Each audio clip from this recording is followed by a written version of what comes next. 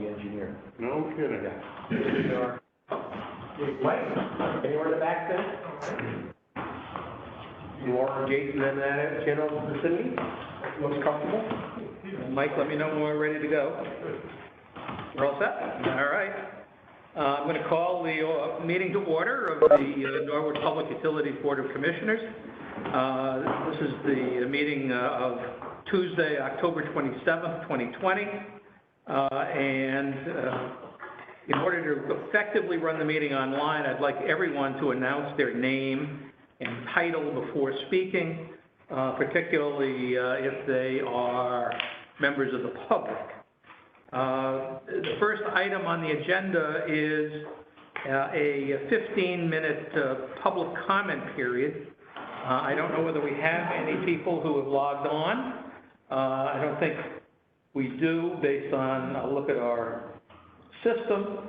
But if anyone is out there trying to get on and wants to make a comment later in the meeting, I would be happy to suspend the rules and accommodate them at that point. With that, we will move on to the next agenda item, which is approval of the minutes. I'll make a motion to approve the minutes from the 2nd, 2020. Do we have a second? Second. All those in favor? Aye. The vote is unanimous. The minutes are approved. The next item on the agenda is the leadership team update. Your packet includes the leadership template. Are there any questions for Chris or the leadership team on any of this information? Is Mark online? Mark is online. Can you, Mark Decker? Mark Decker is on the line. Hey, Mark. Yep, I'm here. Bill Wazika. Hey, I subscribed to the Hartford Current, and maybe a week or two ago, I saw that picture in the Hartford Current of the Cushman farm up at Franklin, and they said they're getting water from the public utility well field. Is that the case? Are they finding? Yeah, Cushman is. Can you hear me okay? Can you hear me okay? I can. Okay. Yeah, Cushman is one of the permitted haulers. They don't get it from our well field. They get it from our system at our filling station down at South Golden Street. Good, yeah. It's hydrant in the backyard here. Okay, good, yeah, because it said the well field, and I was just, wondering if the well field was brought online, because I didn't think it was. It's not online, is it? No, the one down by Sound Design in Norwich Town is not online. It's emergency only. We did bring it online for the 30-inch main break. Okay. Oh, okay. So that's the type of times when we use it. Yeah. Not, in the past, I thought historically that well was impacted with chlorinated solvents, but that's not the case, Mark? No, the sodium levels on that are a little bit higher than what we would like to see, but they're definitely not above threshold levels. And as Chris said, the only time that we use it is when we're in an emergency situation, as we were at the 30-inch main break. All right, thank you, Mark. You're welcome. Thank you. Do we have any other leadership team questions from the material provided to us? With that, we'll move on to action item number 5, which is approval of the 2021 board meeting schedule. You've been provided with the schedule, and it's pretty straightforward, but you have a motion to approve? So moved. Second. All those in favor? Aye. It's unanimous, and it's approved. Excuse me, Bob. Sure. We do have a couple of members of the public on the call. I don't know if they want to speak or not, but maybe you can ask again. All right. Well, yeah, sure. We did not have any calls when we started the public comment period, but as I've said at every meeting since we've been doing it online, if people get hooked up a little bit late, we're more than welcome to speak at any time during the meeting. So if either of you have any comments in terms of public comments, we would love to hear them.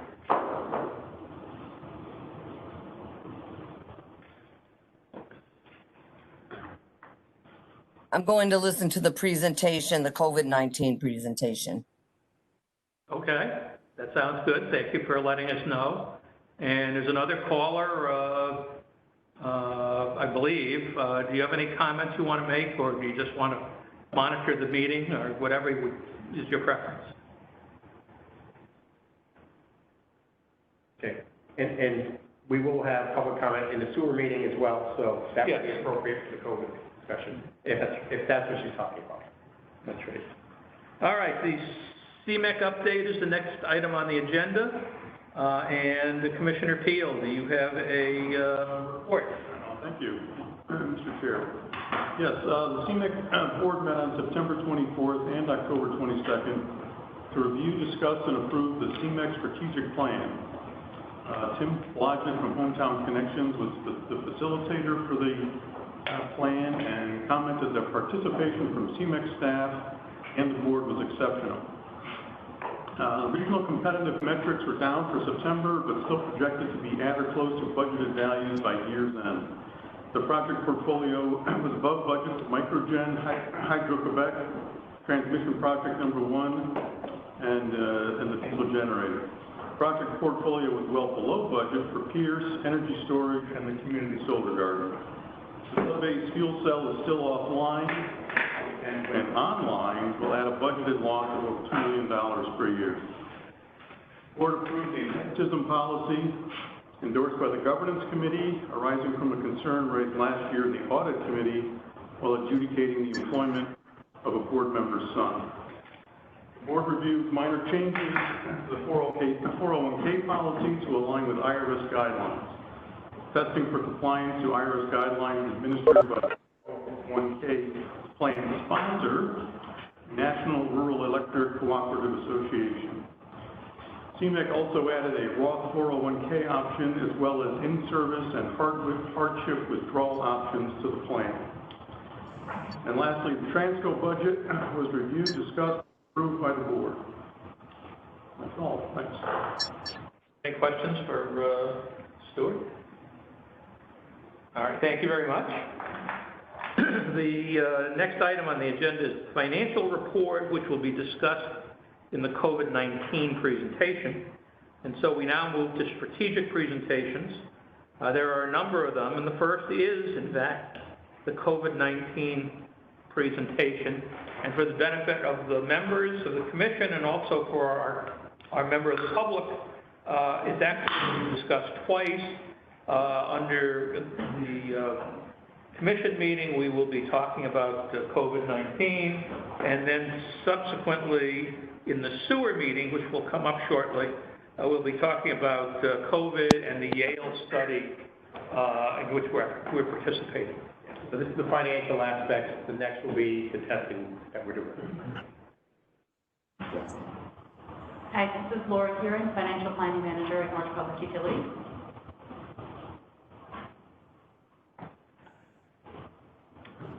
This presentation shows the impacts of the COVID pandemic through MPU for our actual through September and our forecast through December.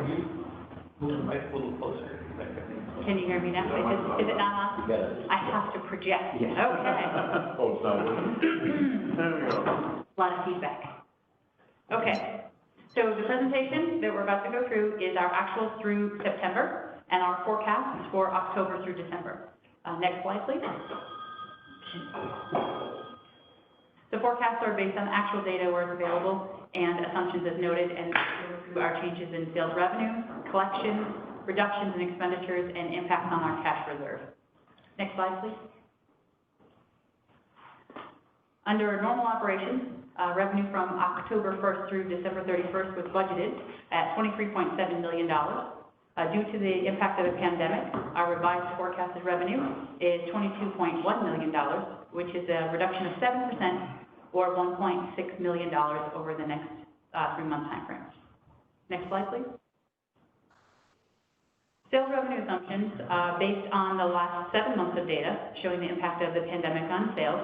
We continue to see an increased trend in residential sales and decrease in our commercial customers, as noted. with anticipated projections of 13.5% for residential customers, 24% for commercial decrease, 65% decrease in industrial, and a 21% decrease in public sales. Penalties were returned to 1.5% per month, which is 18% per year as of October 1st. Next slide, please. In regards to receivables, we collected $2.5 million less than from the period of February 2020 through September of 2020. We are expecting reduction of $1 million in cash receipts over the timeframe of October 1st through December 31st. So based on our forecast as of December 31st, we should see a $3.5 million increase in our accounts receivable balances under our COVID-19 operations. Next slide, please. Expenses from April through December have been reduced by $9.1 million. We've again worked diligently on reducing and deferring expenditures while maintaining safety and reliability within our operations. Next slide, please. Can we go back to that number? I just want to understand how much of it is delays in payments that are accrued for receipts some other time? I don't have the exact breakdown. However, if we look at the types of expenditures that we have been able to reduce and defer, one-time expenditures such as overtime costs, those won't come back. However, the majority of these expenditures were programs and projects within operations and maintenance that will come back. We didn't trim a lot of trees in April, but we're going to have to do that tree trimming at some point in time in order to ensure reliability. So the majority of those expenses, I would have to say, are deferments. And that includes a lot of capital projects too, where we just had to push those schedules back. Okay. Yeah. Without COVID, Route 32 gas main would have been completely renovated and replaced. That's getting pushed into next year. We have a deadline of September to get it done next year. Hopefully we'll be able to make it. There's a lot of projects like that that have been pushed out. They still need to be done. And it'll just, everything shifted, but we're still going to do the work. Okay. I have a question. I'm Mike Gold, Commissioner. On the previous slide, you said that, I think in October, the penalty for late payment was going back to 1.5%. Correct. per month? Yes. Is that this October? It was October 1st, so just a few weeks ago. And I'm not familiar with that decision process at all that resulted in that. That's state statute, Mike.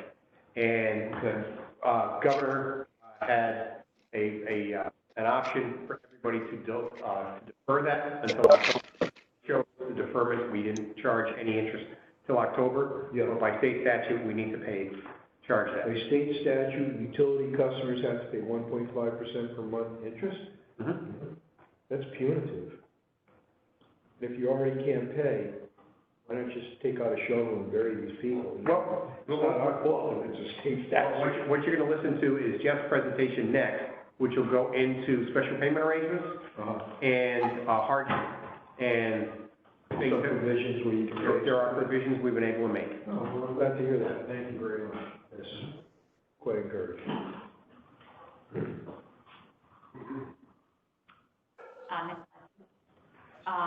So this is an extensive list of areas where we have had cost reductions and deferments during the period of the pandemic. All areas of NTU have been impacted: operations, maintenance, administration, and capital investment. Considering this significant list, it will take us some time to get back on schedule with all of these programs, as Chris has mentioned. Next slide, please. Over the course of the next quarter, October, December, some of those deferred. In regards to payroll, a little over $350,000 worth of expenditures, including retirement payouts and the deferred contract increases that would have been effective July 1, will be paid in December. And in the operations, maintenance, and capital areas of all divisions, gas, electric, water, and sewer, some of those deferred expenses will be incurred between now and December, just a little over $200,000, for a total of just shy of $600,000 in the next quarter of those deferred expenses that we will incur. Next slide, please.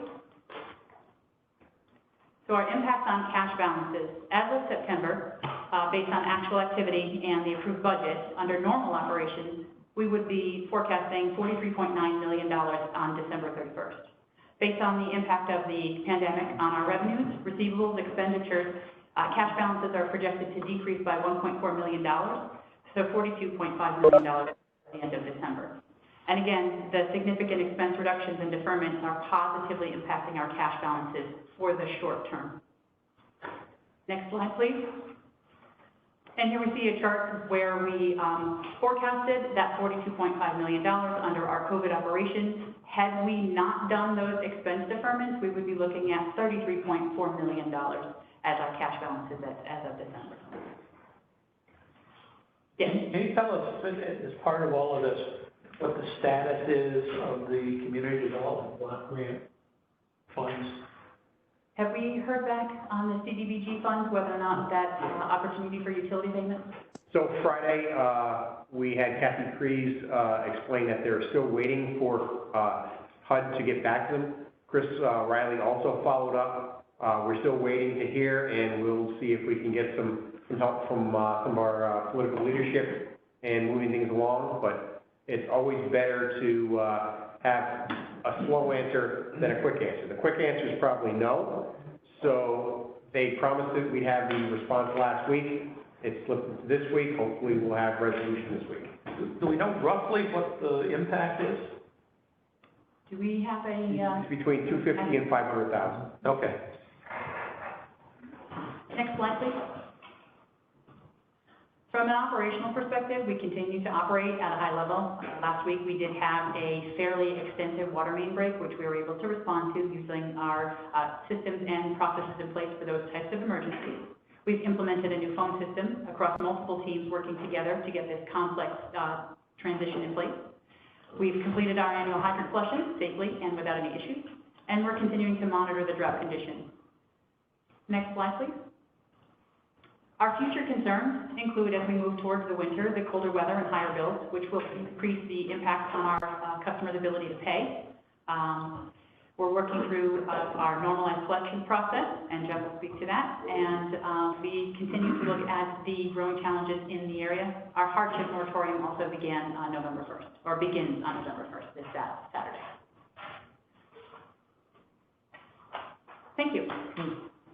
Thank you. Are there any questions? I know it's probably premature, but at some point this will come to an end and we'll get back to business as usual. Do we just start all the projects that we deferred and just eat into cash immediately, or do we spread it out over a year?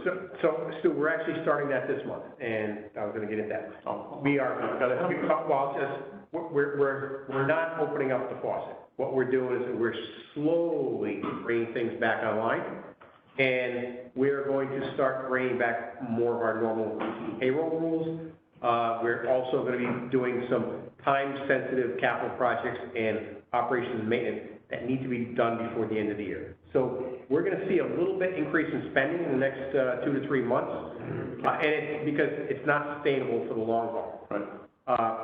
The new normal may still not hit us for 6 to 12 months. It's not going to be, all of a sudden, next month the vaccination is approved and we're back to normal. It's going to take 6 to 12 at least is what we're seeing. So we're going to be very cautious, and there may be some setbacks where we have to ask for more concessions and slow things down again. We're starting to turn things on a little bit. Okay, but for things like with the gas lines, where you want to get in before they pave the road, I mean, you make that a priority. You want to get that in before we don't want to have to pay for paving. Yeah, so once that happens is a moratorium. We can't go in and put new gas lines in unless we want to repave the entire road, not just the trench. So we're working closely with DOT. We negotiated a schedule of delay for Route 32. We work closely with Public Works and Pat McLaughlin's team to make sure that we're getting things done timely, and they're working with us to accommodate those schedules. So 6 months, we can stop, we can recover. A year, 2 years, much more problematic. But we're going to make sure we do the things we need to get done and get them done. Okay, thanks. Any other questions for Lauren or Chris? Yes. This is Roberta Payroll. I do have a question. Do you anticipate any increase in rates prior to next July because of this situation?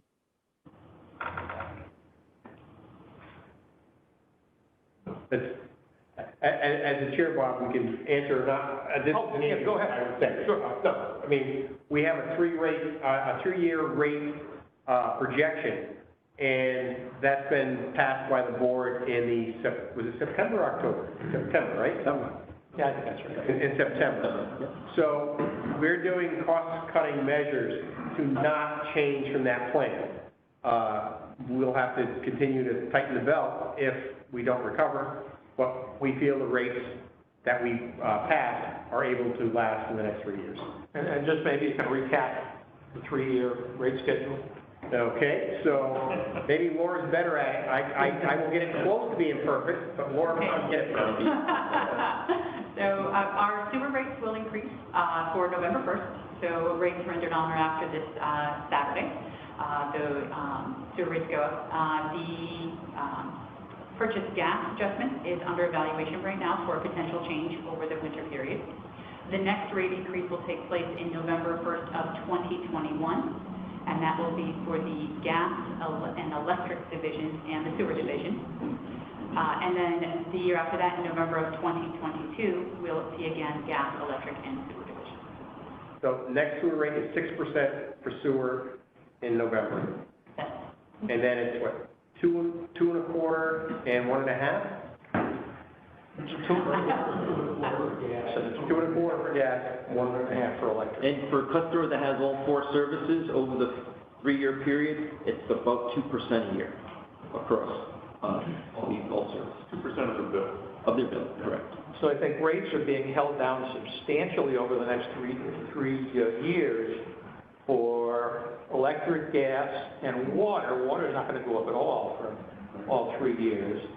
The one that goes up is sewer. That goes up, I thought it was 6.5, but 6-something% per year over the next 3 years. That's primarily because of the state mandated rebuilding of the sewer treatment plant, which is going to be incredibly expensive. Okay, thank you. My pleasure.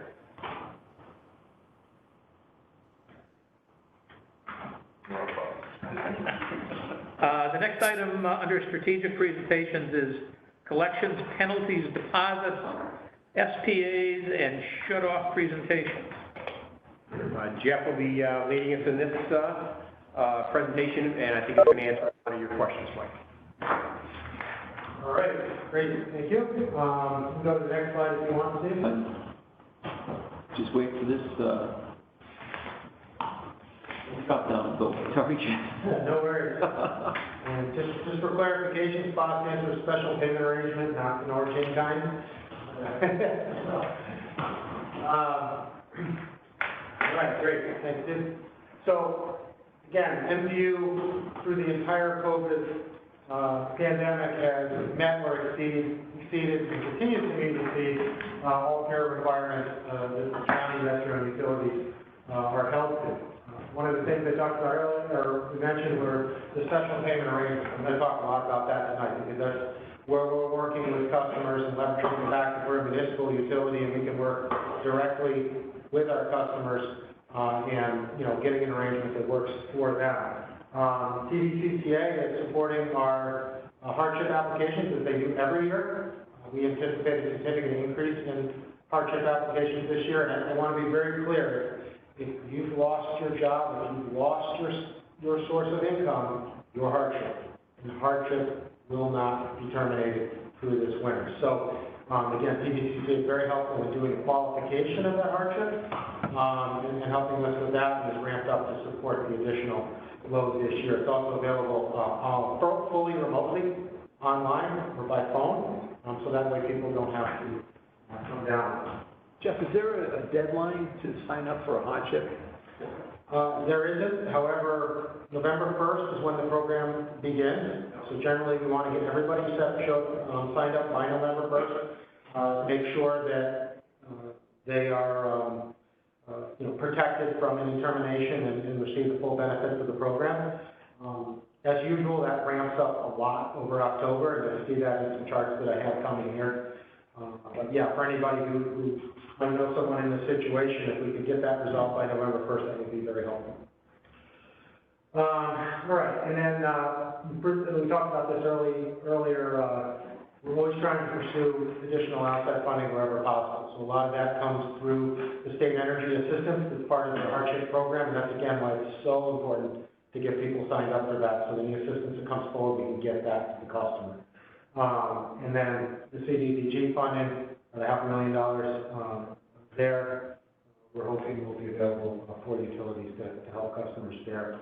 A couple of things quick on, like you mentioned about the penalties, and a couple stats from last month. We saved around $400,000 in penalties for the community as a whole because of what we were able to do with the help of the city council and from the mayor. So that's great. It was only $78,000 assessed total over that entire time period. So normally it's about $100,000 a month. So that was something we're very happy about. Okay, next slide. Okay, more details about the SPA program. Again, the SPAs, they're going to continue through the moratorium, which ends on May 1st. I mean, majority of this, people are going to be signed up, or being signed up currently, or will be by the end of the month. But we want to make that available in case people's situations change, et cetera. Big thing, no interest charge. So if you are on a special payment arrangement, the restaurants can charge up to 6%. We have never charged interest on a special payment arrangement. That's a customer that's working with us and allowing us to work with them to get them back on track. We're not going to charge them interest on that. We're not required to. So that's, there's the option, but we're not required to. Very important. We also came up with some flexible payment terms to get people back on track and pay and do a walk before you run. The first 2 months, and we're about 2/3 of the way through this at this point, it's going very well. You only have to pay your current bill.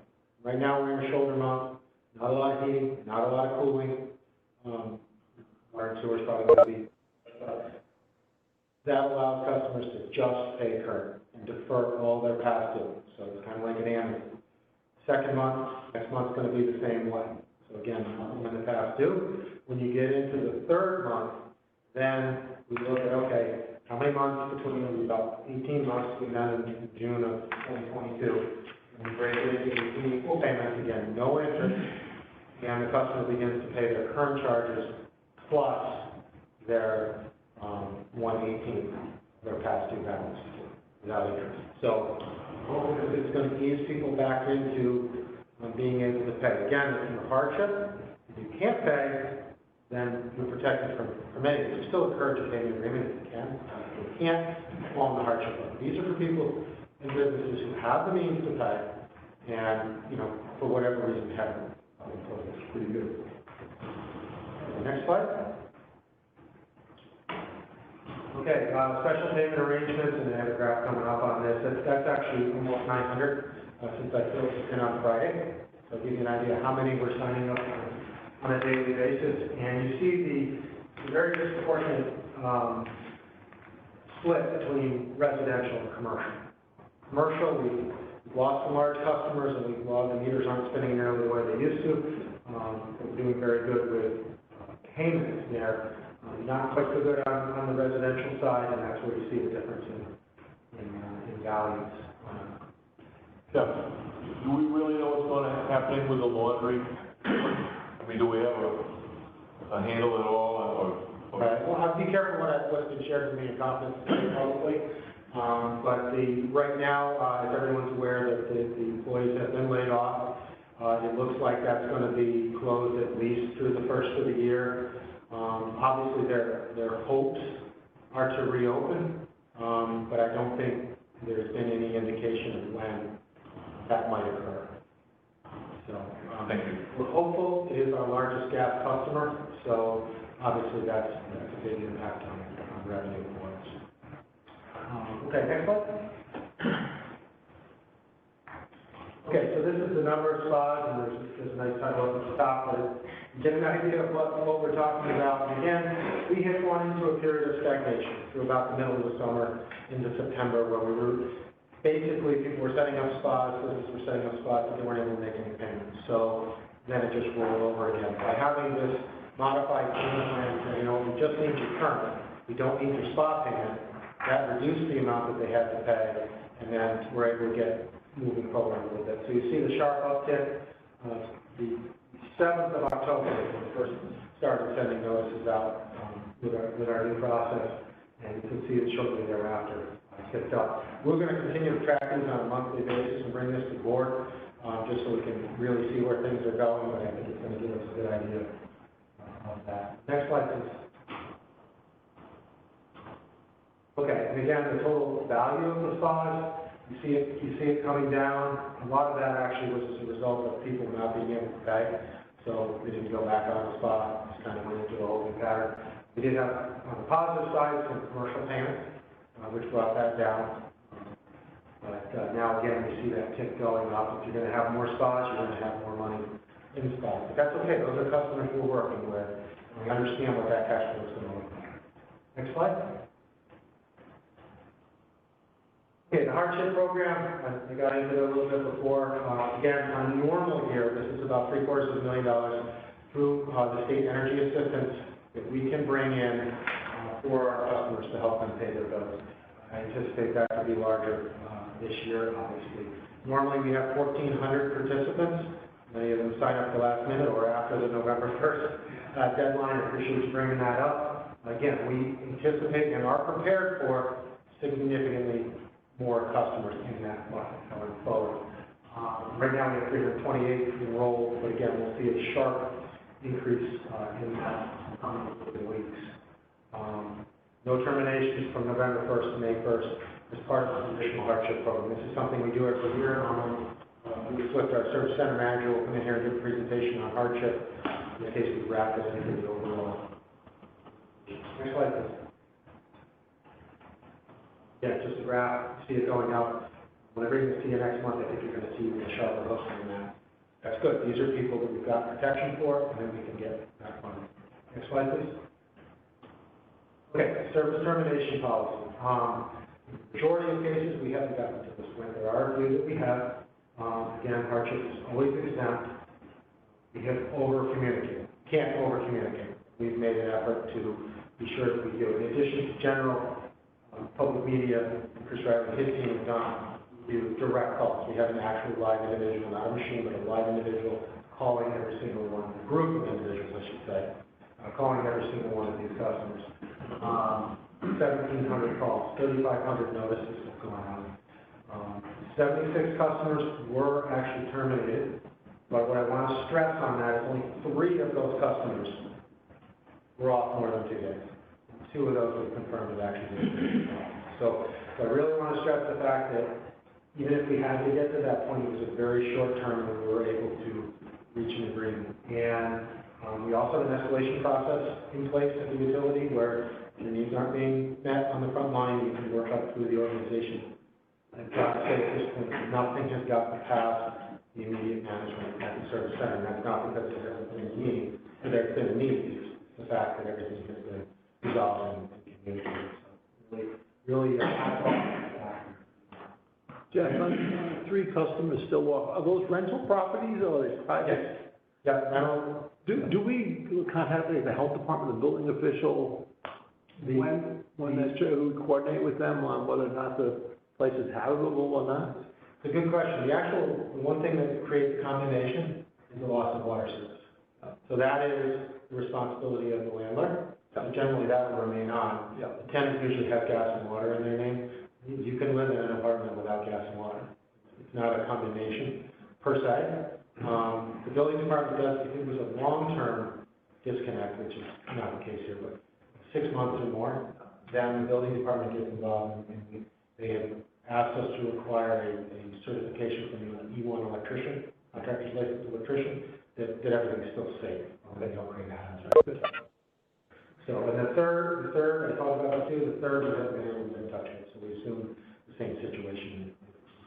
But really, again, want to make sure we're in touch and we understand what's going on. Yes, next slide. Okay, this is the, again, you see up the top, we look at a 4-month slice of what our arrears are. Obviously, we have longer-term arrears like medical notes and things along those lines.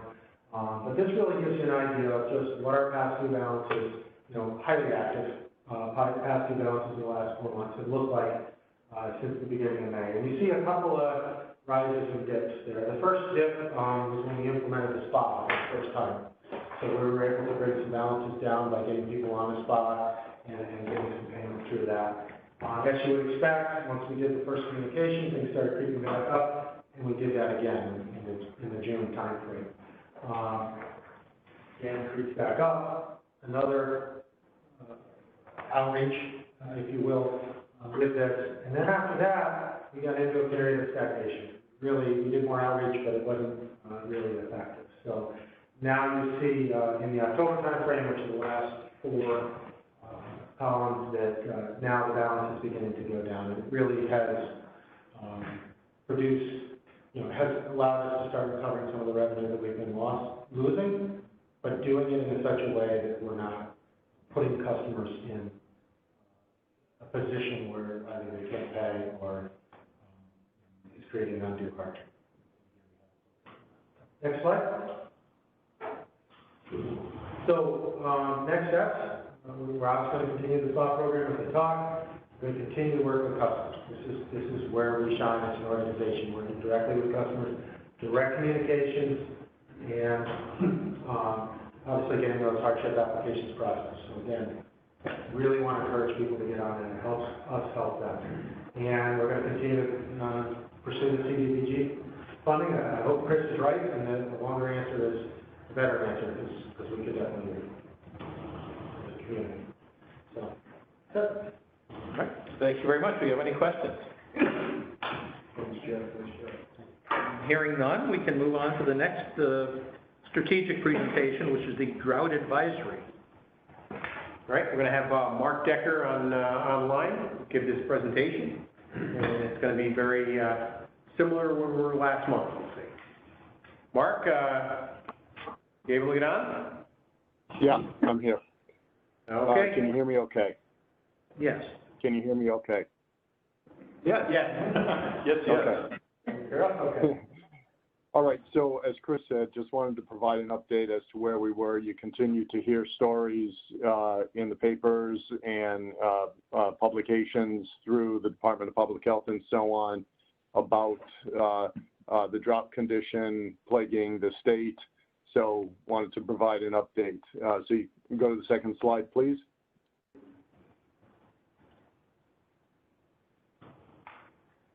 And this slide is the same one that you saw last month, which basically identifies the staged response plan that, again, each stage becomes more restrictive than the prior one, reflecting worsening drought conditions.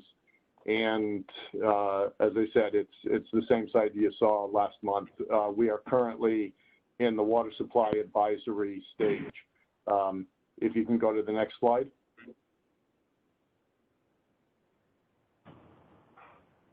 So there's the graph of where we are. The blue trend identifies what our current reservoir capacities are. You can see that it's falling below the 5-year trend, and we dropped down below the 80% level back a little while now, back into August, and went into the water supply advisory stage. We've maintained that level, had a couple of rain periods during this past month, which produced roughly 2 to 2.5, 2.25 inches at both reservoirs. But as you can see by the blue line, we are continuing to trend downward, which is pretty typical of this time of year. Right now, we are at about 93% of what we would call normal, and normal being the 5-year trend. So we are down below the 5-year trend, and we're approaching the water supply watch level, which would kick in at 70%. If you can go to the next slide. And again, we're still in the water supply advisory stage. This is what you saw last month, which just identified the various steps that occur when you do enter into the water supply advisory. We're continuing with those.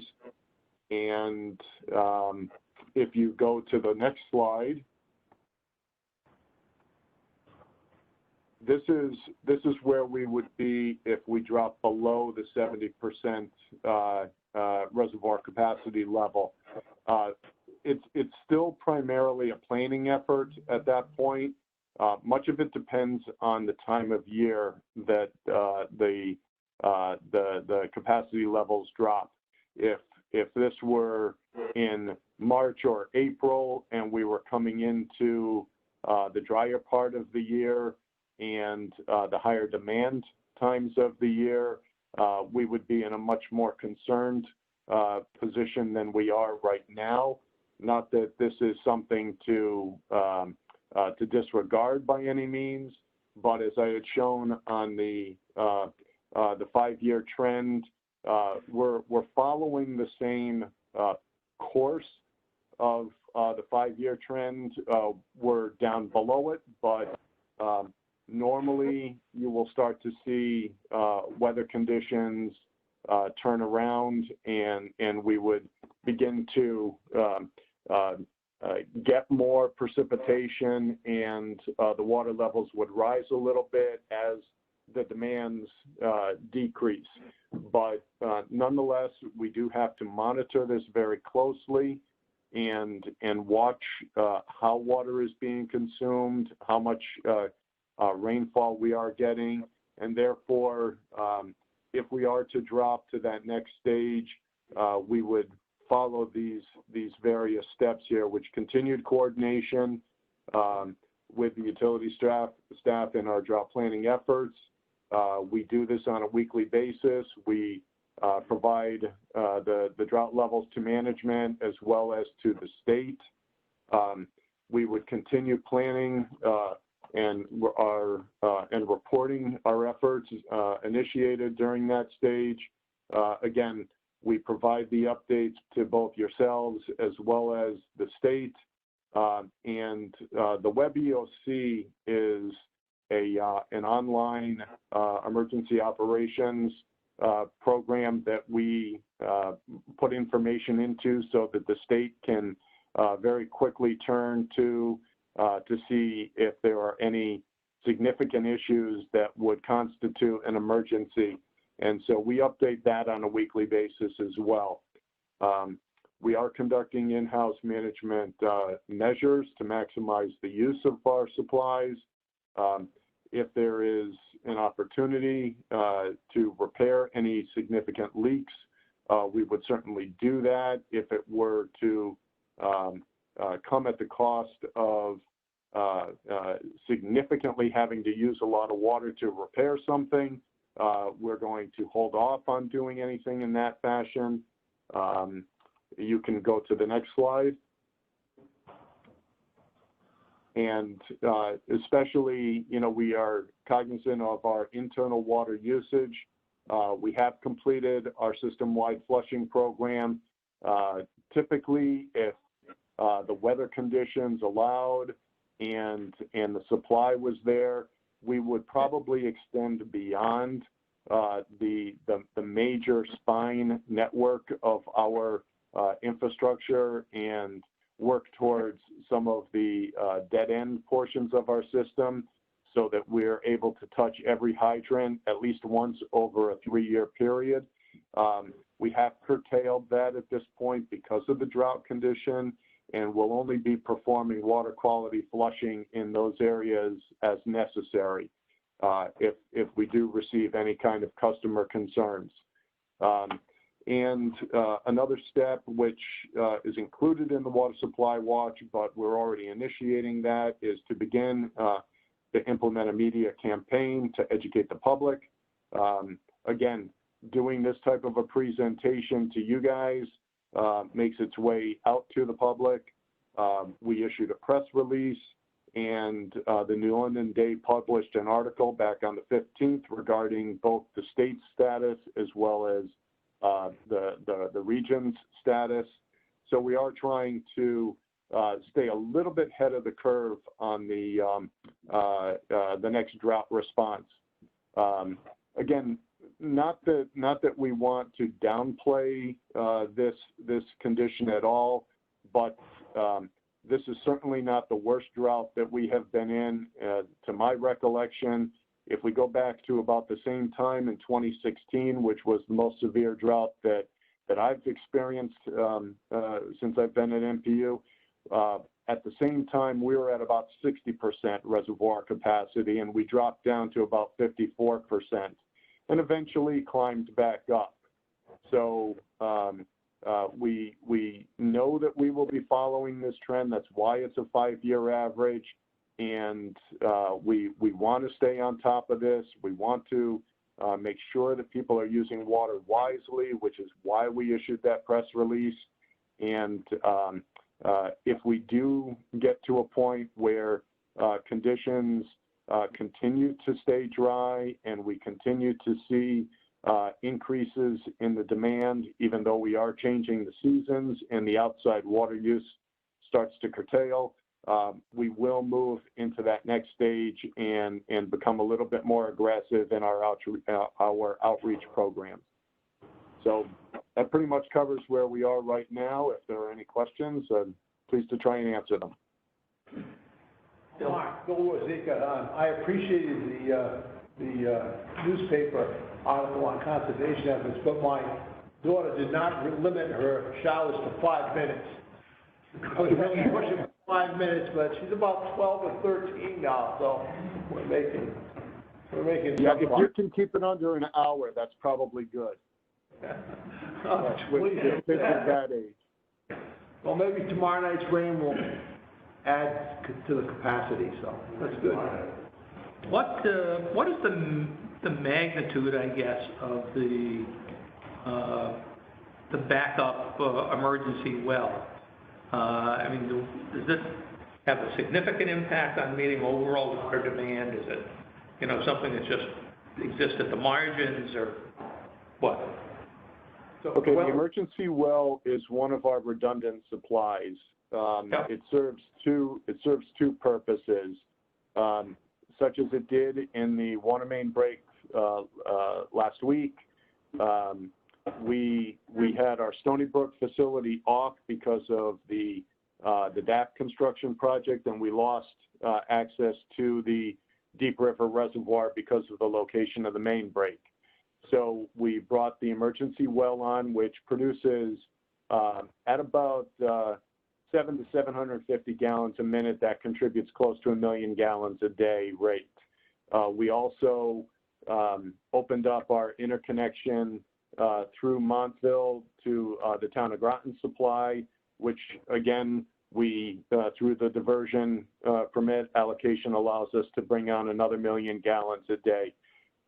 In that situation, both of those redundant supplies were able to keep the rest of the city at reasonable water levels, pressures, and outside of the people that were cut off from supply because of where we had to terminate services to be able to perform the repair, we were able to meet our requirements. That's one of the reasons for that redundant supply. The second reason for that redundant supply is surface water and groundwater react differently to drought conditions.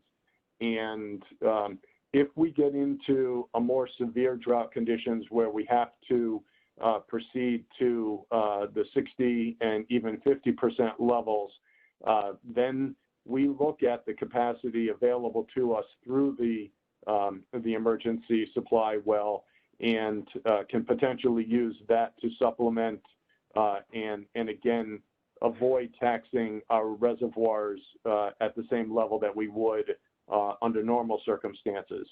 So because they react differently under drought conditions, that helps us react a little bit differently with in conjunction with our reservoir capacities. But those are the two primary purposes of the emergency supply well. Right, just for perspective, you said that the well delivered roughly a million gallons a day. What is the overall usage of water in the city? We're seasonally, we range from about 4.5 to about 5.3 million gallons a day. So if we were to be relying solely on the emergency well and let's say the interconnect, we would also be issuing mandatory conservation requirements to the public during that emergency. Because obviously, if you're bringing in 2 million and your demand is upwards of 4, you're not going to be able to sustain in that form. All right, just one final question.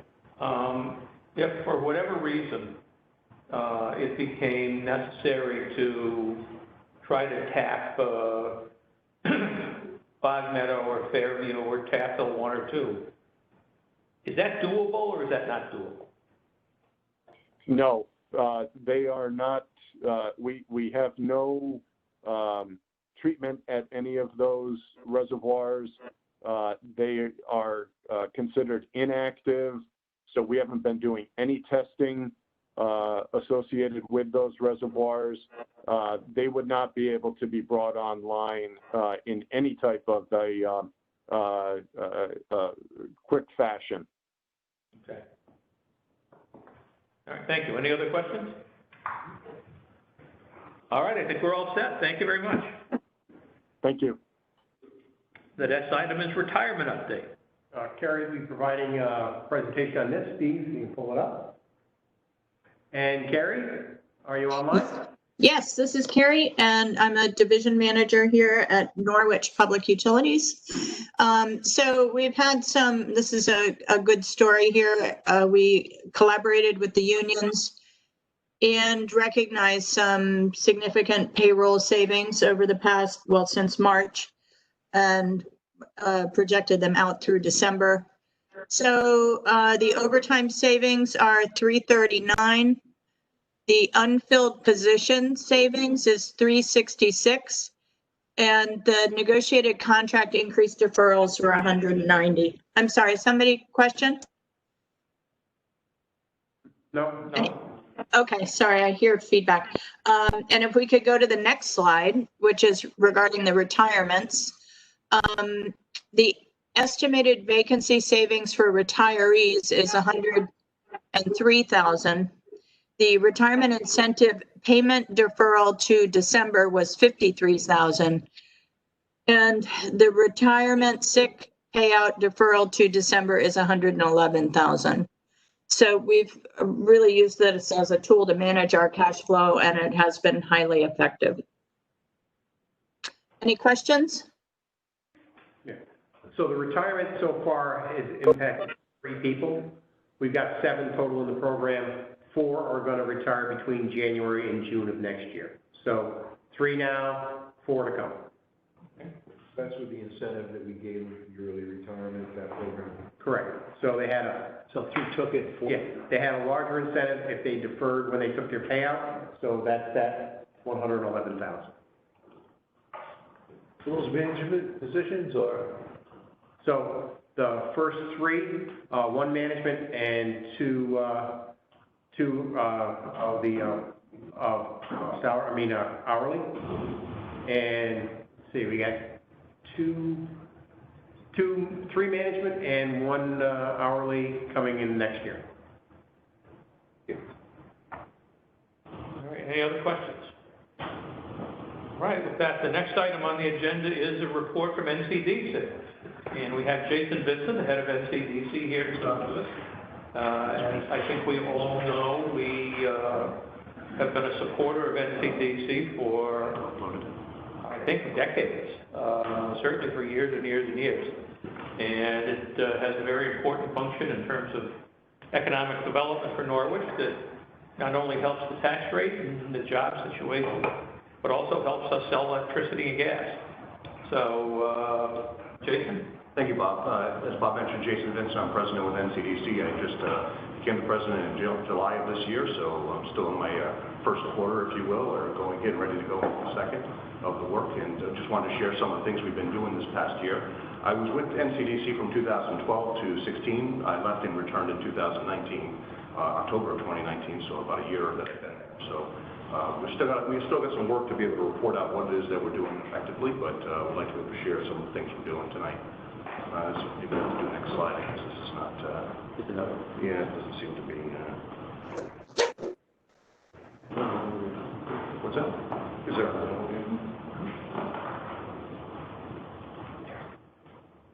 I'll try this one.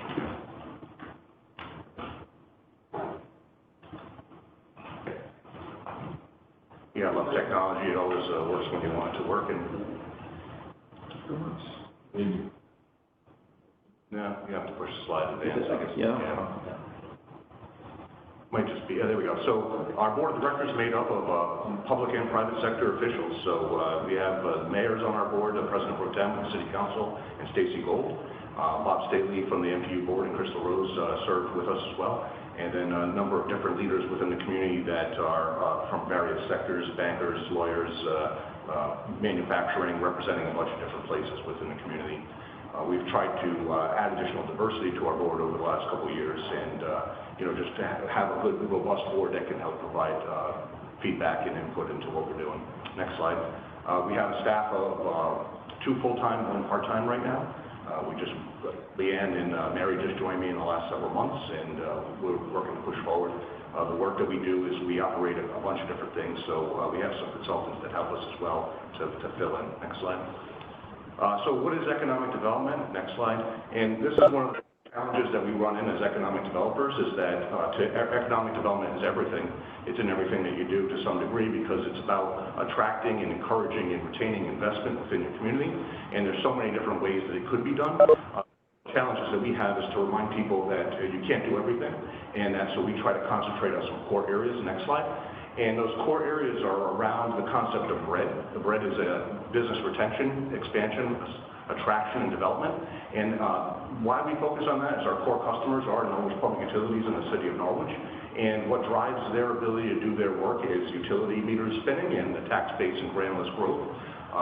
So those are our 2 core metrics and indicators that we try to attract and work towards, with jobs being one that helps our neighborhood as a whole. Next slide. And then we work on real closely to try to build a team around the other pieces that we need to be able to do the work that we're doing. We're working to attract investment, but we have to work with our customers to be able to make sure that they're getting what they want. And one of the things I'm most proud about the work that we do is the team building that we have with a bunch of other teammates, building, fire, NPUs, utility sector, every piece of it's at the table. And this community is probably the only community that it's the only one I'm aware of that has a team like that, where you have the building official, fire marshal, zoning, planning department, oftentimes the city manager, the general manager for MTU, plus the various sectors at the table, going through a customer list. What we do every week is we go through our customers. We spend somewhere between 15 minutes to half an hour just checking in to see who might be stuck and what projects might need our assistance. That triaging allows me to go out there and help our customers solve problems that they may not even know they have. And so one of the things that kills many deals is time, and if we can help our customers deliver projects quicker, that helps them save money and keep the deal going. So I'm really proud of that work. Next slide. And so we have 3 main program areas that we work in, neighborhood sites and programs. I'm just going to tell you about some of these things. Next slide. So the business park is our core area. We've been working in that area for over 50 years. This last year we had 3 commercial properties transact. The most significant being 5040 Wisconsin, which is the former Lighterlier property, that sold for, next slide, $5.5 million, about $27 a square foot. That's below market value, so what they've been able to do is buy it low. They put a new roof on it. They've improved the parking lot. The building's about 200,000 square feet, so we're trying to source a new user. Next slide. And so, yes. What's that?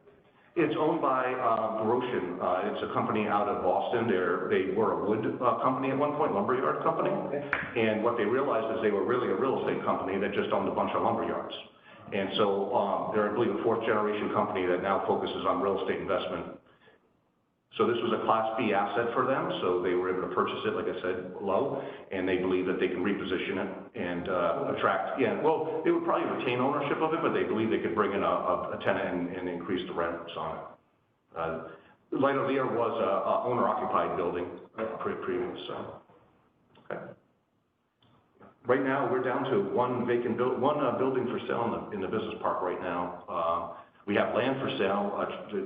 The challenges with the land is that it's hard to find a good alignment with end users, but it's not a bad place to be with only one building for sale and many of the other buildings occupied at full. If you drive through the parking lot, you may not see that it's full because many of the occupants may not need customers there all the time or their employees there all the time, but they're being used.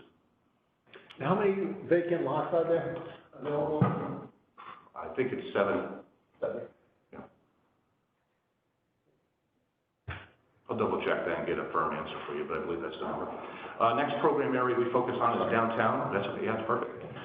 So the downtown bond program was adopted by city voters in 2011. This was a really innovative pilot project, even though it was a big number. They put $3.38 million into their downtown, saying, we're going to invest here and see if they could attract investment. Next slide. And so they did it under 3 programs, a lease rebate, about $1 million. Next slide. Code correction, about $1.8 million. Next slide. And then a loan program, about $500,000. And you can see how those programs leverage private investment, $12 million on the lease rebate, 11 for code, and 1.4. And that $1 of public funds translated to $7, 13, and $3 in private sector funds invested. So, from a leveraging, next slide perspective, that 3.38 enabled over $25 million in private investment for just the properties that use the program. So that was over 150,000 square feet. There are other properties within the downtown that chose not to use the program that still received private investment. Cafe Otis, 65 Main Street, 40 Main Street, the Thayer's properties on Falls Avenues. All of those investments were done without using the program. So what we found over the next slide going on in the downtown is our vacancies decreased significantly, and occupancy is about 80% when you think about occupiable spaces. Next slide. One of the things we didn't know when we started this project was how much unoccupiable space there was in downtown. So when we looked at the program in 2011 and developed it, we thought it was about 81% occupied and 19% vacant and about 1.3 million square feet. The reality is there was 1.8 million square feet with about 43% of it unoccupiable, meaning, vacant. 21% of the total being unoccupiable, space that needed over $1 million of improvements to make the space occupied. So the Flatiron building, for example, has been vacant for over 30 years. It's a 15,000 square foot building. You can't just go in there and turn the electricity back on. You've got to rebuild electrical line to the building. You're rebuilding all the utilities to the building. And then there's no staircases in the building. So you're probably dropping $400 a square foot to rebuild that, or $6 million. So you're not going to just attract a small business owner into that business. You're going to have to invest a lot of money if you want to keep the building. And where we're at right now, if you subtracted out the unoccupiable space, we're at about 80% occupied in downtown right now. So we're pretty excited about that. And next slide. And that's also visible through the net change in businesses. We're over 40. Right now, this is a dynamic. We're at 43 today. It continues to change every day, but more so on the open than on the closed.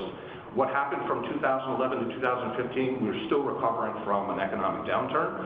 And there was a lot of pressure put on the program for not performing at that time, but our state wasn't performing either. As of 2019, we still haven't recouped all the jobs that were lost in 2008. So downtown is, I believe, the investment that we made here has overcome market forces that would have made downtown even worse if we had not made this investment. So not only is it winning, it prevented a big slide that could have happened. The slide that happened in downtown started in the 1860s, by the way. So there was a century of decline that we're trying to overcome. This is not like it was a 10-year problem that we had to solve. Next slide. The next thing that we do, we run a co-work space in the old Norwich Bulletin building. That building was vacant, and the property owner that purchased it had a vision for creating an incubation co-work space. NCDC took the bite and built it out, a portion of it, and the owners built out much more of it. Right now, we have about 34 members in there, about 38 different people come in and go, and we're about 80% occupied if everybody that signed up shows up. We have many customers that never show up. They use our space to have an address, or they use it just to use conference rooms. But we feel that that's been a driver for bringing new things downtown, and certainly now we have a retail component. 4 retail spaces are occupied out of 5, and we've discovered some new things as a result that I'll tell you on next slide. So just a little overview of the campus. You may not be aware of all the pieces to it. There's the Foundry 66, where we originally opened, Epicure Brewing, the Norwich Fitness Center, and then the Sunlight Building make up the entire Bulletin Building campus, and there's 2 parking lots associated with it. We manage the Foundry 66 first and second floor, and then the Sunlight Building, which is where the retail space is. That's on the first floor on the far south of the campus. Next slide. So then another program we run is the Global City Knowledge. We received funding over the last 3 years from the Chelsea Grant Foundation to the tune of $100,000 per year for this program, and we've used it to try to change the dynamic of how we perceive diversity. One of the challenges that Norwich has always talked about was that there were 23 different languages spoken in the school system, and that it's always been talked about as a weakness. What this program did is said, what if it was an opportunity? What if it was something that was a positive for us? And we built a program and event portfolio around that, thinking that if we eat with other people, dance with other people, that we get to know them, and by doing that, we welcome them to our community. And so programs and events brought people downtown and proved that if you build it, they'll come without really having to build it. So we now are leveraging that to the next phase, next slide, where we've created a virtual marketplace that's an internet-based program for a virtual downtown that builds upon the types, the niche that's identified us. You know, if you think about Putnam, people talk about antiques. Putnam didn't choose antiques. There was no public person that said, there was no public official that said, we need to create an antique place here. No, Antiques chose Putnam because places were cheap to put antique stores in, so they went there, and then the right antique shop opened up where everybody else wanted to be around that person. So others came, and now antiques are going away because it's a foodie scene, and restaurants can pay more rent than antique shops can pay. So if you go up there, there's a lot more restaurants and other things that are popping up as a result. Well, for Norwich, we didn't choose streetwear, but it has chosen us, and we have 2 different manufacturers in the streetwear industry that have chosen downtown Norwich and are operating, manufacturing products for the streetwear scene. And we have 22 different streetwear artists that are trying to build a portfolio out of the neighborhood. 8 of them are in our next slide working lab program. There's 22 different, it's hard to read who they all are, and you probably won't know what they all are, but the most important one to know is one called Supreme. Supreme Brands recently sold to the Carlyle Group, which is an investment banking firm, for $1 billion. And there was 0 assets transferred other than brand. Yeah, think about that. So imagine finding one of those. So what we're trying to do is leverage this opportunity to see if we can, you know, we don't need to get 1 billion, move the decimal points over several points in time, and if we can land something within that sphere or spectrum, then something neat might happen. And these entrepreneurs are actually renting brick and mortar space, but they're doing it in a way that has never been, that I've not seen before, and that is, you know, one 800 square foot storefront has 6 businesses in it, instead of it being one separate business. So it's pretty unique. There's things that I don't fully understand about it.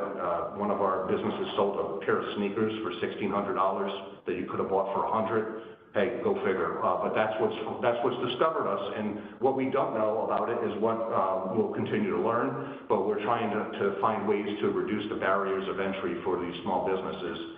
And we believe that something is neat about it. Next slide. Then we're working on places. As part of this program is activating the public realm. One of the things about downtown is it's not bright enough. You know, when they put in the decorative street lighting didn't consider what the actual foot candle needs are on the ground. And so to fix that is very expensive because it's underground everything. And what we're trying to do is an above ground, very inexpensive light component. And our first program will be down Broadway and up Main Street, and we're working to implement that. And special thanks to MPU for all the help that you've given us in making that go forward. The city is paying for it, and we're working with Prime. Electric's going to be our contractor. It's been bid out, and they've been awarded the project. And I think what we'll find is this is a pilot project. It's very low cost and we think we'll be able to create some additional vibrancy in the neighborhood. So next slide.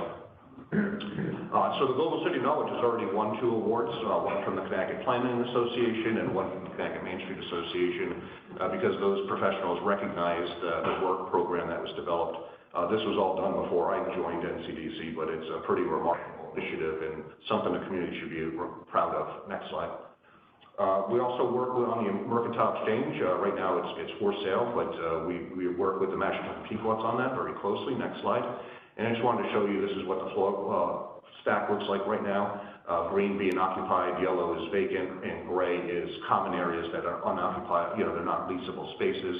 So somewhere around 50, maybe a little bit more percent of the building is occupied right now. There's spaces that have never been built out, like the first floor retail, the third floor retail, and the fifth floor have never been built out. So it would require tenant improvements of a significant amount to get somebody in there. And really, the ideal candidate is an owner-occupied type building when you look at how this building was built. It was about a $19 million project. That's worth about $6 million today. So it takes a lot of money to put into a project like this, and you're not able to recapture all that investment. Next slide. Okay. We're also working on the Panema Mill campus. We are a co-developer with One Key. As a nonprofit, we're going to bring some tax advantages to the project, and so we co-work on a bunch of the activities there. You'll see there's first two phases were along Route 97 and are complete. Next slide. And that first phase has won awards from the Connecticut Trust for Historic Preservation, which is now called Preservation Connecticut, and the American Society of Civil Engineers Connecticut division have both awarded that phase. It's a really remarkable development. Anybody that's been through that neighborhood can see how it's transforming Tapville back into the vibrant place that it was when it was originally founded. Next slide.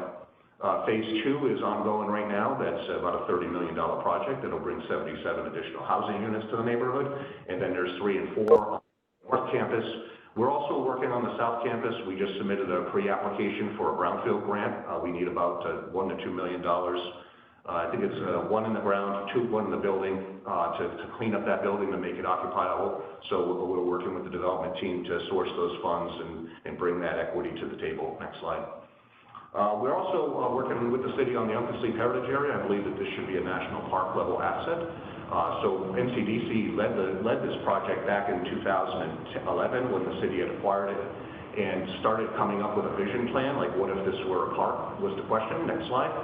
And then we came up with a plan to demolish buildings and take the steps necessary to convert it from what it was to what it's going to be. Next slide. And we had sourced funds to determine what the environmental contamination was and develop this vision right here, which is the current master plan for the park. And that's an award-winning project as well. Next slide. Thamesville, Shipping Street has long been a challenged property in the city. There's a whole neighborhood, about 40 acres, 18 buildings. It's a legacy neighborhood. A lot of development that's happened there for uses that are no longer needed in the market. And so we're trying to figure out how to reposition this property. In 2012, the city's vision was to put housing here. But what we discovered is the floodway regulations limited that. So a lot of those plans had to be shelved, and we're now trying to find a new strategy. Next slide. And so just looking at everything, the ability to develop a plan involves 3 main things: an inventory, then an assessment, and then developing the strategies. So we've been conducting the inventory, trying to understand everything about what's going on in the neighborhood. Next slide. And then looking at the flood regulations, where the floodway and floodplain are. They basically are divided by the railroad tracks, everything to the east being floodway, the more restrictive, that's why it's red. Next slide. And then trying to think about the strategies to deal with what's going on out there. And we believe we have 3 strategies that can help us overcome the barriers that are preventing investment. And so we've been working with FEMA and with other agencies to come up with that plan. And so we'll be socializing those ideas in the near future. Next slide. Citywide activities, there's a lot of investment that's happening. A big piece of it is the housing market. Norwich's housing market is very strong right now. That's being driven by a number of reasons. One being COVID. People are moving outside of cities with New York and Boston and moving into more rural areas, and Norwich is considered such. We're amenity rich. We have a lot of great things to do in this city, and so that's attractive to people from those places. The other drivers are electric boat, which is gearing up for additional growth. They have about 20 years of additional work there, and it's in the billions of dollars. Right now, they're undergoing $800 million in expansion to get prepared for the Columbia-class submarine, so that's exciting. We also have the U.S. Navy is moving additional submarines into our neighborhood. We're hearing as many as 10 could move in. Each submarine has 500 household sailors on it, which is 500 additional households per submarine. So we're anticipating demand for about 5,000 different additional development housing units. And we already had a shortage of about 5,000 or 6,000 going into the COVID crisis. So when you take a shortage of housing plus a lot of demand for housing, and understanding that housing is an economic driver for Norwich, the city could capitalize on this demand that's coming our way. Right now, the rental housing market in the city is over $100 million a year industry, just to give you some scale of it. Next slide. So the city grand list is kind of a critical indicator of what's going on within a community. Revals have reset the grand list multiple times, and sometimes that people can perceive that as being a canary in a coal mine and maybe get a little nervous about what's happening. But one of the things that we found when we adjusted the trend line to inflation is that Norwich is tracking inflation on the grand list. We're not making money, but we're not losing money, right? So obviously we'd like to be above that trend line, and that's the work that we're going to continue to do. But just seeing where we are relative to inflation, I thought provided some good perspective about property values overall within the city. Next slide. So part of our challenge as a very small outfit with a few, we don't have a big team, and we had a lot of transition within the last year. It's challenging to track the metrics. We're down in the trenches most days doing the work, and so being strategic and getting to strategic levels is tough for us. It's mainly because nobody's collecting the data that we need to be able to communicate, so we have to collect it ourselves. And some of the data that we need to collect is hustle, the work that our teammates are doing to help us. For example, when I mentioned that NPU coordinating team meeting, that's 100% hustle meeting. Like those people getting together and meeting with a developer prior to them investing money might be 7 hours worth of work or 10 hours worth of work, and it never gets captured anywhere. But those hours of work just enable that investor to say, yes, I'm going to spend several $1 million in this city. And I think that's the most remarkable, those types of statistics are important, even if they're not tangible. And the other thing is, even though we hear some struggle within our hospitality, restaurant, and event side of the sectors, we hear a lot of optimism from manufacturing and other businesses. So we are working with 5 businesses right now that are Norwich-based businesses looking to expand. So they're looking to invest more in this community. So I think those are good things. One of the other things that happened when I left and when I came back, technology changed and we lost our key tracking tool. We had a customer relationship management tool that didn't keep up with Microsoft Outlook's changes. And so the tool that we used to use to keep track of our customers and keep all the data failed us. And so now we have to get a new one, and we haven't budgeted properly for thinking about what the new costs. So we're about 3 months away from implementing that. But I think once we get that tool back on track, we'll be able to share with you what we're doing more holistically. Next slide. We've been doing a lot for COVID, so not only has all this going on, we're doing it in a pandemic.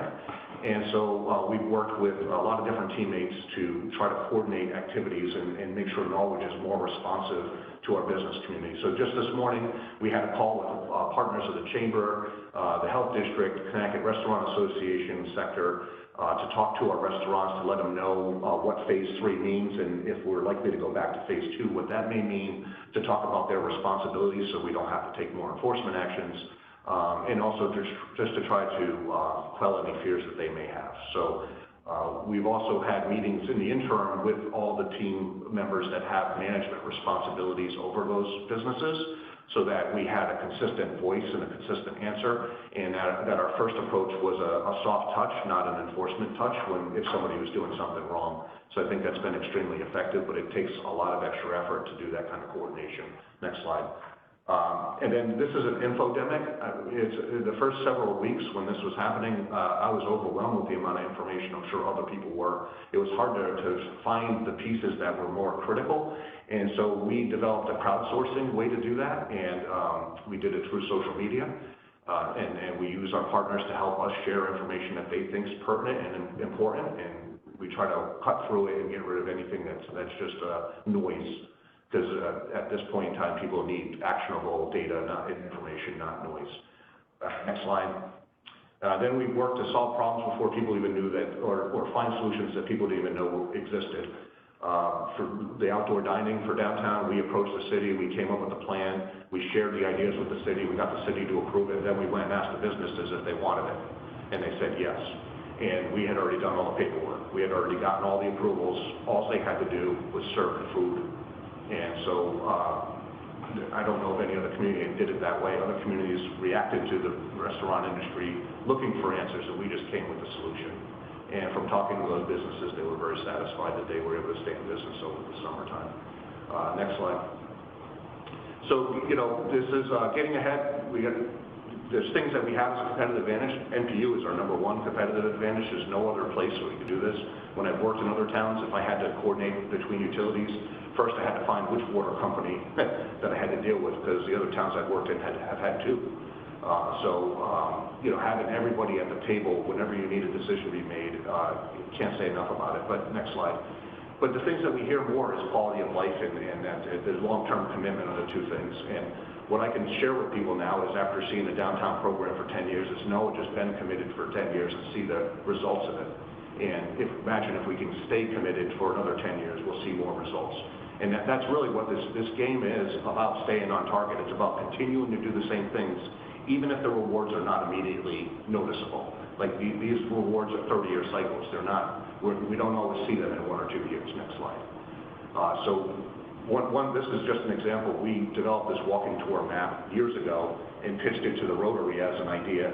They gave us a grant to start Walk Norwich. And so we started it and then handed it all over to the Norwich Historic Society, which has now gotten hundreds of thousands of dollars in grants to implement this project. They've developed the Benedict Arnold Trail, the Freedom Trail in downtown. And like all that stuff, you're like, oh, that's nice and fancy. Except when COVID hits, it became a real game changer, because we had an urban outdoor experience for people that made this place special. We also developed water trails and kayak trails that are along the rivers. At the time, it just seemed like we were doing background stuff, but when you're trying to compete with other outdoor places, we were able to do it. Next slide. Next, you know, just same thing, next slide. Just what we're trying to do is leverage the work that other people are doing, like the Lasquenet Valley. Some people may not know we're in a national park. It's called the Lasquenet Valley, so we try to leverage that. Most people don't think of urban places as parks, but the downtown Norwich is one of the more scenic, all of Norwich is one of the more scenic places in the country, and when people come here, they're amazed by it. Next slide. So again, what are we doing? Red, focus on our core activity. Next slide. Team effort. We can't, this is not a one-person sport. Somebody was saying, you know, we need to assign something to somebody. No, and there's too much work to assign to one person. You need everybody to be focused on the team effort, and everybody has to want to help. Next slide. And, you know, I want to thank you for having us on your team. You know, it's meaningful to me that I have you guys every week. I have your attention, and you let me know how I can help you, and in doing so, we can help our customers. So with that, I'll take any questions that you might have. One question. So I read in the paper the other day that Amazon is opening up a auction. Yes. Up in Plainfield. Yeah. Did we have any discussions with them? No, we don't have an area that could have accommodated that size facility. No place in the industrial park. No. That's the old dog track property, so it's about a 150-acre site. And so there, you know, you could put a 250,000 square foot building on that property or bigger there. And we don't have a place in the city anywhere that could accommodate that. So even the land for sale in industrial parking lot wouldn't accommodate? Well, you know, we continue to investigate areas that could accommodate larger operations, you know, larger buildings. The two biggest buildings that we have in the city are 40 Wisconsin, which is 200,000 square feet. And so, you know, the company that has it has had conversations with people at a high level. And then the Freeport and Warren sites to about 220. The other thing is, Win Stanley's going to build that building for Amazon, and they're probably going to put 30-foot ceilings in. We don't have any buildings with 30-foot ceilings in them. So. What's going on with Freeport building? So when Freeport, tell you a little bit about what we did at that process is, when we heard about that issue, the mayor did some outreach. We had a three-point strategy. The first was to try to connect with on-site management and the C-suite, which we did. The second was to bring EWIB and our other partners to the table to help with the employee transitions. And then the third strategy is to try to figure out what we do going forward with the site. So when we did the work, we surmised that they were losing about $40 million a year in transportation costs to be able to run that facility. They had 3 facilities that were all running below 50% capacity, and it made sense for them to merge them. And the 2 facilities down near the source material made way more sense than to ship them up to Connecticut. And we found out that intel from talking to people that had worked there and knew the transportation costs associated with running the plant. So $40 million is a big hole to close. So we quickly realized that we probably weren't going to be in that game. The EWIB team made multiple trips out to their team to help with the employees, and I know that several have sourced new jobs, which is good. And then the third is we're trying to work with them to go forward with what happens with the campus. In doing so, they hired an appraiser to do an appraisal to find out what the value is. It's a critical step to determine what they're going to do. And we've had continual conversations through their chain of command about what happens next. So we've gotten several leads that we've passed off through their chain of command as the way that they want to handle it. Just a couple of quick comments. I mean, I think there are people who will frequently say, oh, there must be land in the Norwich business park for you to use, or sometimes there are empty buildings in the Norwich. But here's the problem. First of all, the land that's available in the Norwich business park is generally not that good and not that big. So I mean, it's hard to get to and so forth and so on. And secondly, you know, what Jason said is absolutely true. Distribution facilities have gone from square footage to cubic footage. And they love to stack things up as high as they possibly can to maximize the use of their space. So if you have an old building with a sort of a conventional roof on it, they have no interest. And I mean, that's something that we really need to remember. The other thing I just wanted to mention, because you talked about the Columbia submarine project, and Commissioner Teal, sitting over there, is one of the key people in the Columbia project. Correct, yeah. It's impressive. It's impressive what's happening down there right now. Right, so that program's going to be a go. They got released for long lead funding for material.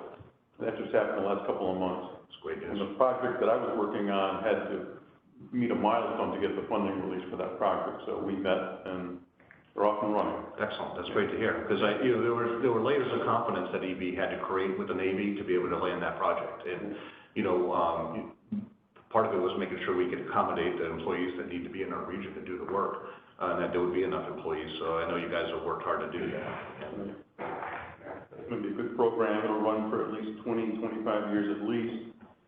That's really going to cement submarine production in southeastern Connecticut for a long time. It'd be hard to press that for anybody to come in and compete electric boat after that. Yeah, especially electric boats. They've now been awarded the maintenance contracts as well. Projects the EB would typically do on their own, now being done by EB, which is just another way to be deeper into the ecosystem, if you will. All right, any other questions, or should we just thank Jason? Thank you very much. Thank you for your time. I appreciate it. Anytime you might have a question, we're available. Let us know. We'll be glad to answer it. Thank you. Thank you very much. And that is the end of the public session for the commissioners meeting. Is there a motion to adjourn and to go to the sewer authority? I'll make it. Second. All those in favor? Aye. All right, we'll call to order the sewer authority meeting for the meeting of Tuesday, October 27th, 2020. The first thing on the agenda is 15 minutes of comment. I don't know if we have anybody from the public logged in or not.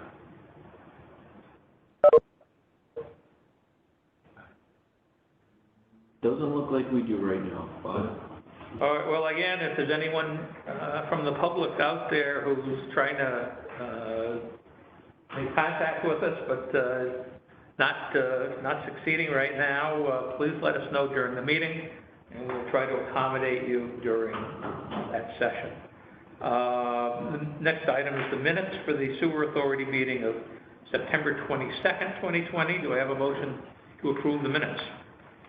So moved. Second. Second, all those in favor? Aye. Minutes are approved unanimously.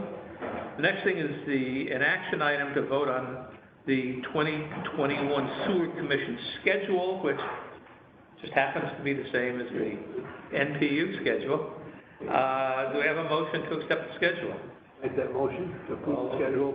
Stewart seconds it. All those in favor? Aye. Aye. Schedule is adopted.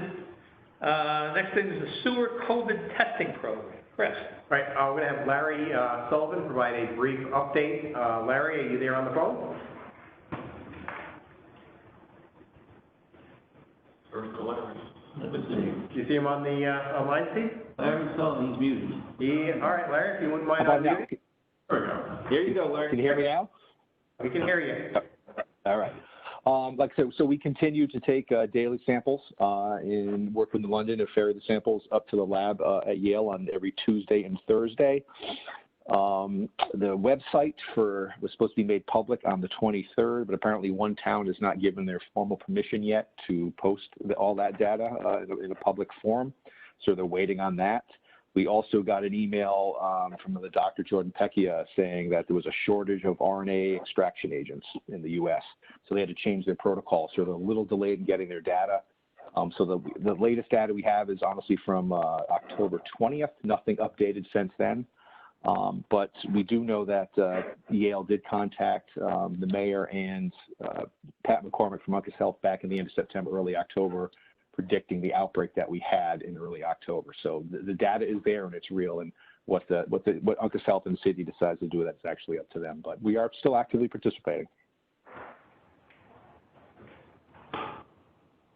Thank you very much. Are there any questions?